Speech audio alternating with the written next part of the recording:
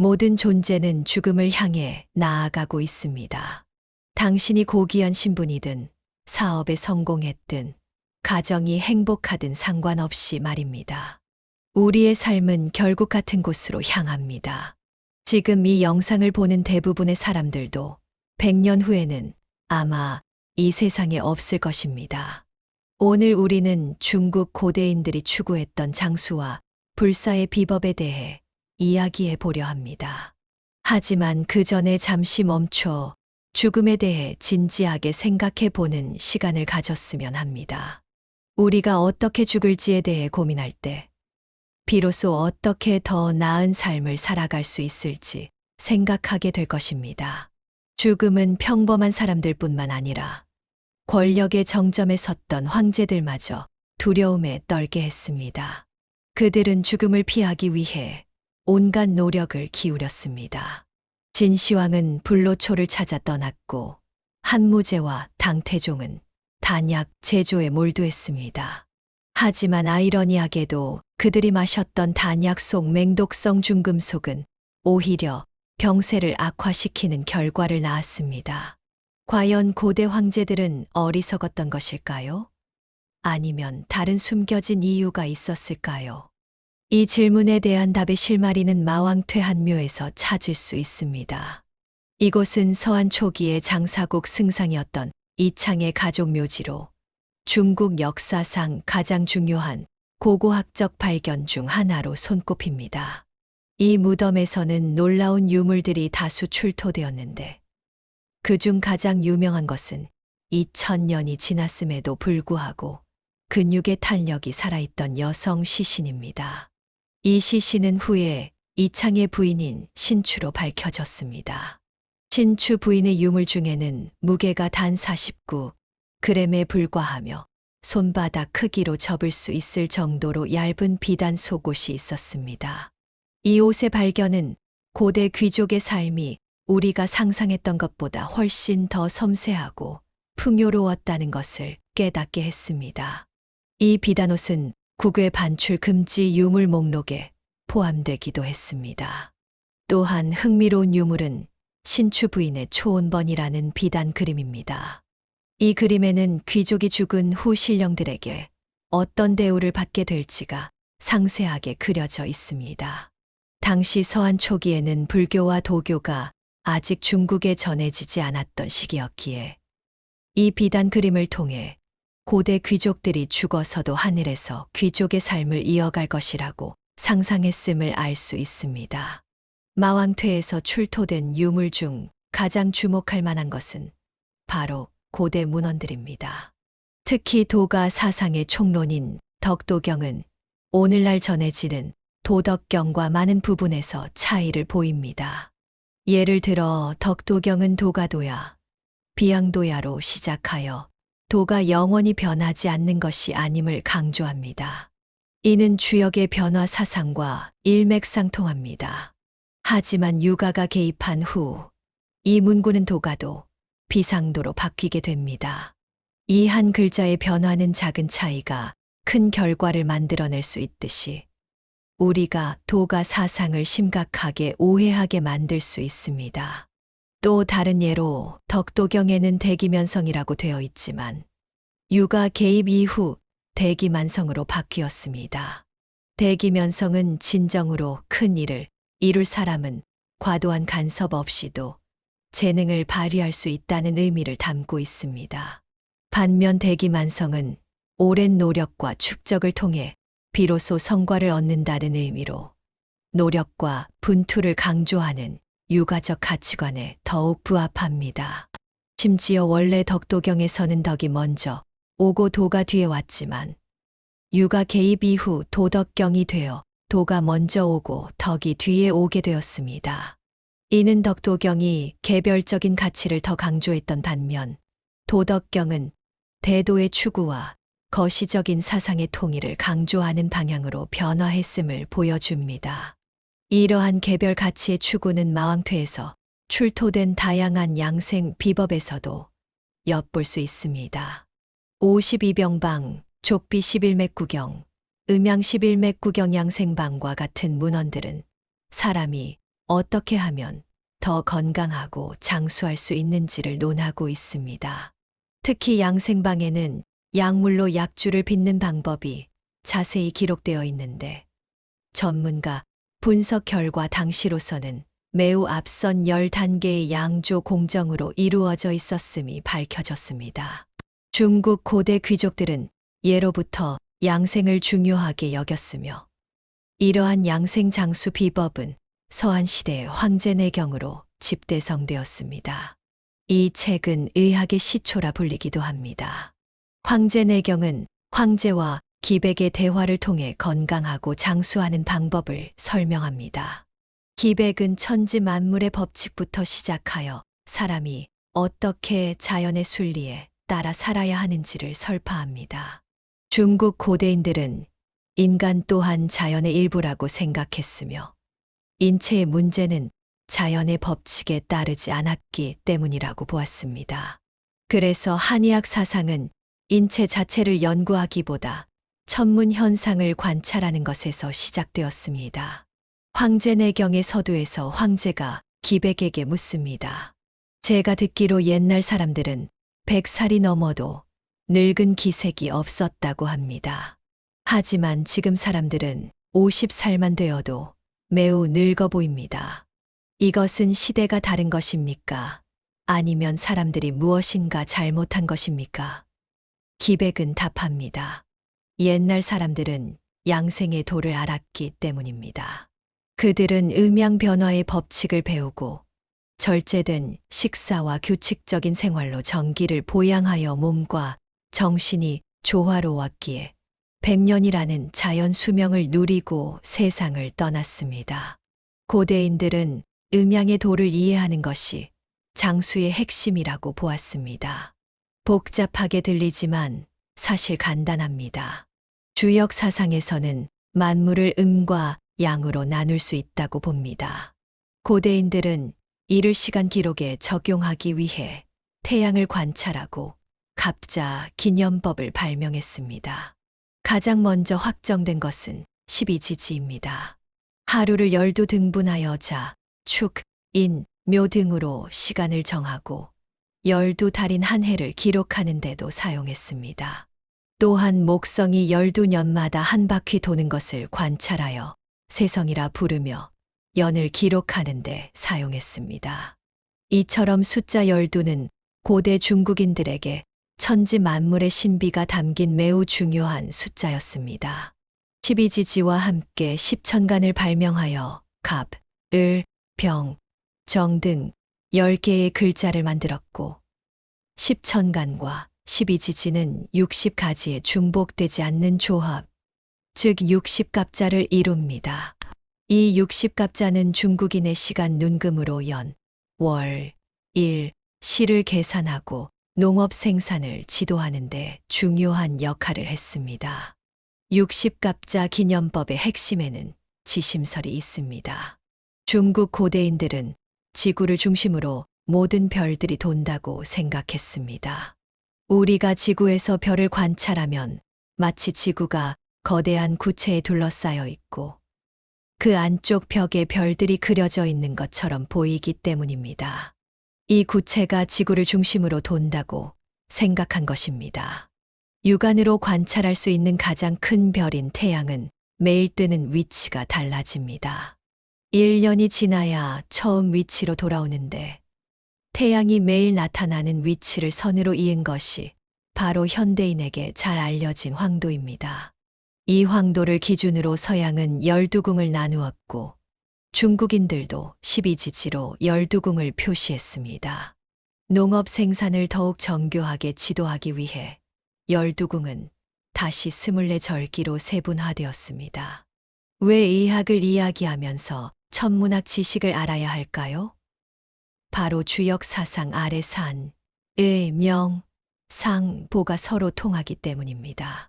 천문학에서 파생된 갑자 기념법은 농업 생산뿐만 아니라 우리 몸을 조리하고 심지어 미래의 운세를 추산하는 데도 사용될 수 있습니다.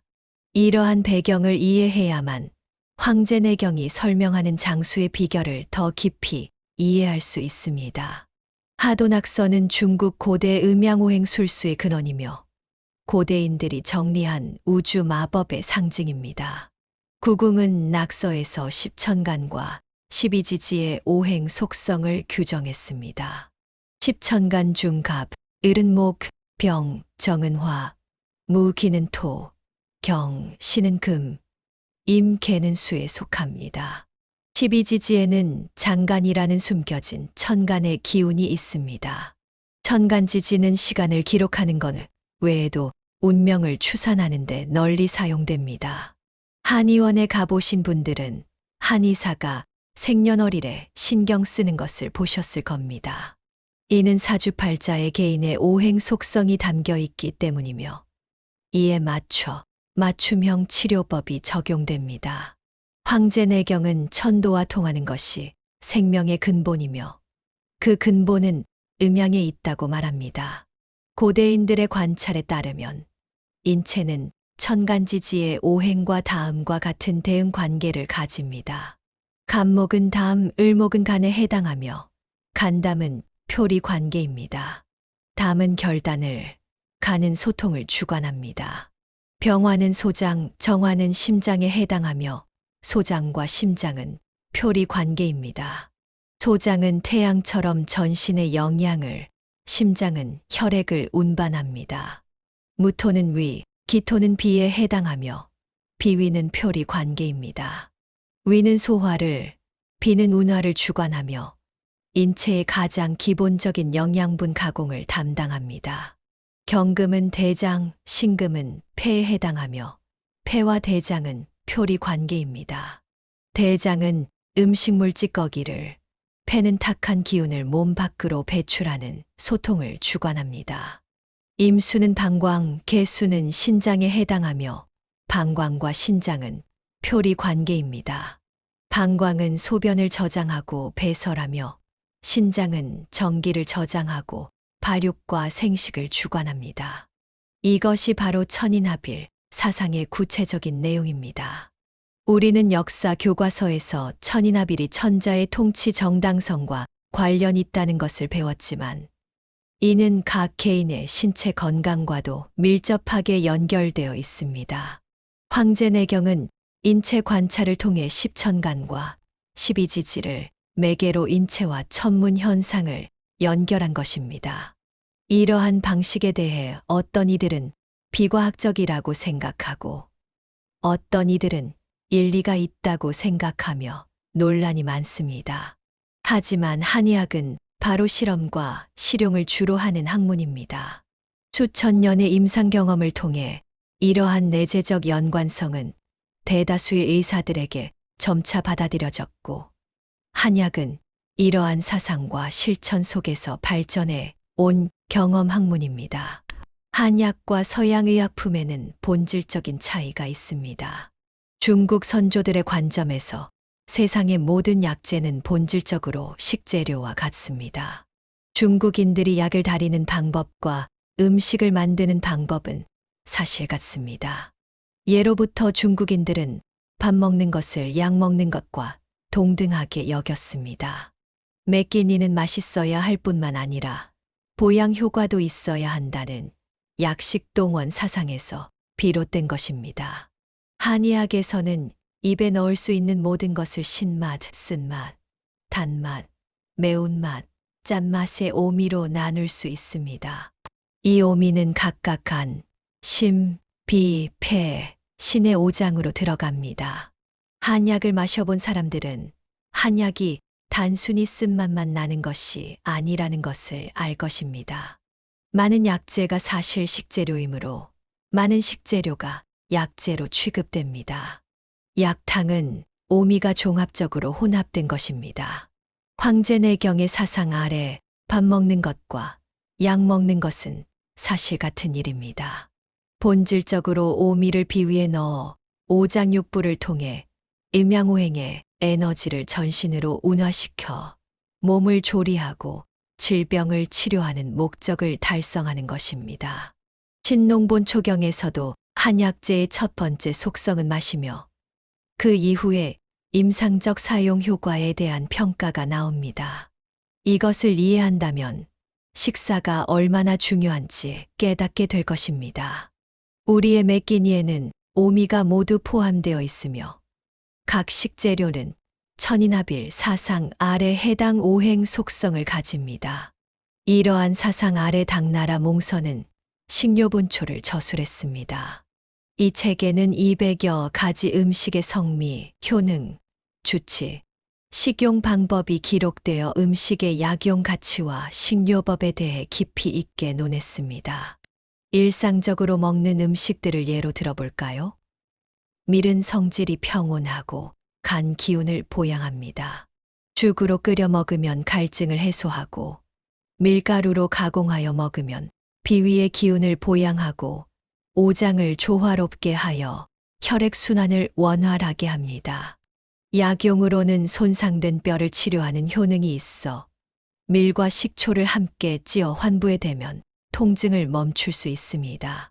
무는 성질이 차갑고 몸을 튼튼하게 하여 기력을 충만하게 합니다. 음식으로 먹으면 피부가 희고 부드러워지고 약용으로는 무뿌리가 소화를 돕고 관절 질환에 효과적이며 오장 속 나쁜 기운을 제거할 수 있습니다. 술은 성질이 뜨겁고 맛있으며 다양한 약물이 효능을 발휘하는데 도움을 줍니다. 음식으로 술은 혈맥을 소통시키고 비위의 기운을 보양하며 장기 복용하면 위장 기능을 강화하고 근골을 튼튼하게 합니다. 약용으로는 반신불수 치료에 사용되며 오디 주는 오장을 보양하고 팥불이 주는 번열과 피로를 덜어주며 꿀술은 풍진을 치료합니다. 식재료와 약재가 일부 공통된 특성을 가지고 있지만 매번 밥을 먹거나 약을 다릴 수는 없는 노릇입니다. 기혈을 더 편리하게 보충하는 방법은 없을까요? 게으른 중국인들은 그래서 독점적인 비법, 바로 양생주를 개발했습니다. 중국 양생주 분야의 대가 중 한 명은 당나라 의학자 손사막입니다. 그는 천금방에 피부병 예방, 몸 튼튼하게 하기, 허약 보충 등 다양한 효능을 지닌 양생주의 제조 방법을 상세히 기록했습니다. 손사막의 시대의 술은 이미 독립적인 품목으로 사람들이 더 건강하고 활기찬 삶을 살도록 돕는 역할을 했습니다. 이러한 양생주 제조 전통은 지금까지 이어져 내려오고 있습니다. 예를 들어 중국 금주는 황기, 천궁, 당귀, 구기자, 송이버섯, 정향 등 다양한 약재를 사용하여 중국인 체질에 특화된 양생 방법을 계승하고 있습니다. 이창 가족묘에서 발굴된 유물 중 가장 인상 깊었던 것은 군신시와 군신주라는 글자가 새겨진 식기류입니다. 군신시는 그릇 바닥에 새겨져 군께 식사를 권합니다라는 의미였고, 군신주는 술 마실 때 사용하는 귀배에 새겨져 군께 술을 올립니다라는 의미였습니다. 한나라 시대 식기류를 통해 식사와 음주가 서로 의존하면서도 분리되어 있었음을 알 수 있습니다. 같은 식탁에서 이루어졌지만 식사는 식사이고 음주는 음주였던 것이죠. 혹시 술이 밥보다 고귀한 것이었을까요? 제조 공정을 보면 정말 그랬습니다. 술은 신석기 시대부터 존재했지만 전용 술잔이 필요했다는 것은 고대에 술이 귀하고 쉽게 얻을 수 없는 음료였음을 의미합니다.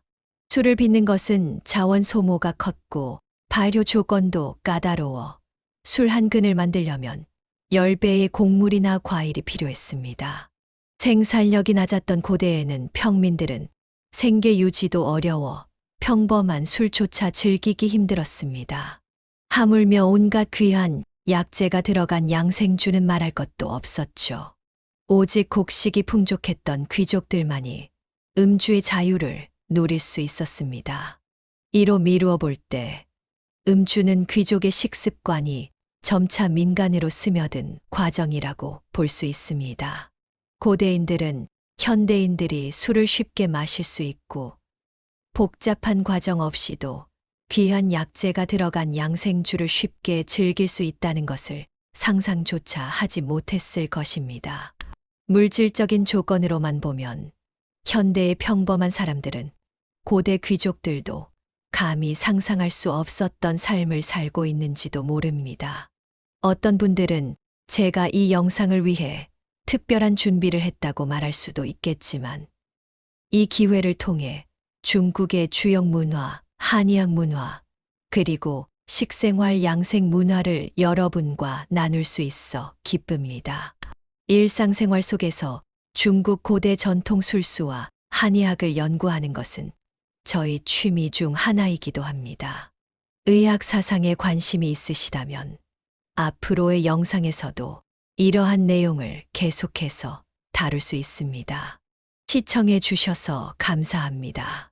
다음 영상에서 만나요. 구독, 좋아요, 좋아요. 댓글, 이거 알림 설정. 아니, 따따.